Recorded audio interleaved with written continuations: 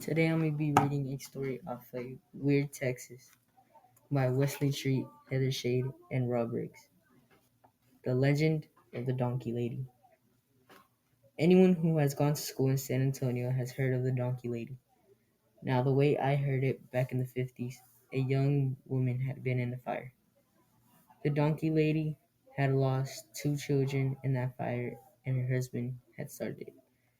She was left horribly disfigured.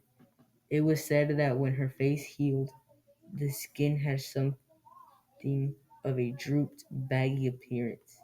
Her fingers had all fused together, leaving dark stumps or hooves. Disfigured, totally insane. She stayed mostly in the rural areas of Bihar County and terrorized anyone who had approached her. As children, we could stay out late on summer nights. We were absolutely positive that she waited in the darkness for us to separate so that she could pounce on a lone victim, ripping and chewing.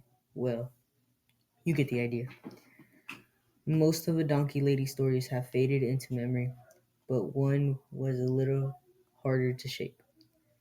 One of my best friends told of a cousin who was with his father and brother.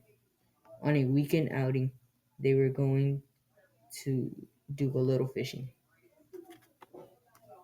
The group pulled to a weed-infested area off a dirt road and began to make camp.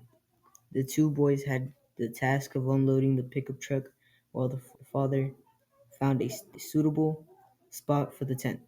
While unloading the truck, one of the boys heard a rustling in the weeds and called out to their father to come to the truck. The three of them watched the tall weeds beneath the oaks along the road bend under the weight, apparently a large animal. Then they heard an odd snorting sound and high-pitched snarl.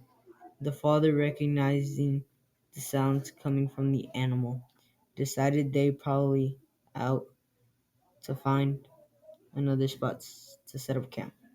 The three of them quickly threw the tent, sleeping bags, and gear into the back of their truck. The father was just pulling out into the road when something fast and large burst out of the weeds. Seconds later, a horrible apparition bounded up onto their hood and began shrieking at them through the glass.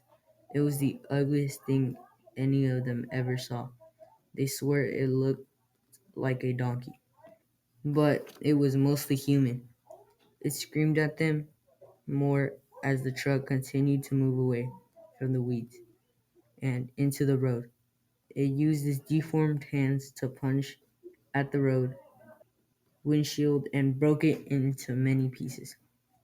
The father hit the brakes. The thing slid off the hood and onto the dirt road.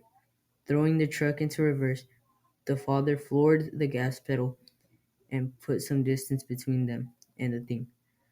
Backing into the weeds off the road, he then put the truck into first and stepped on it again.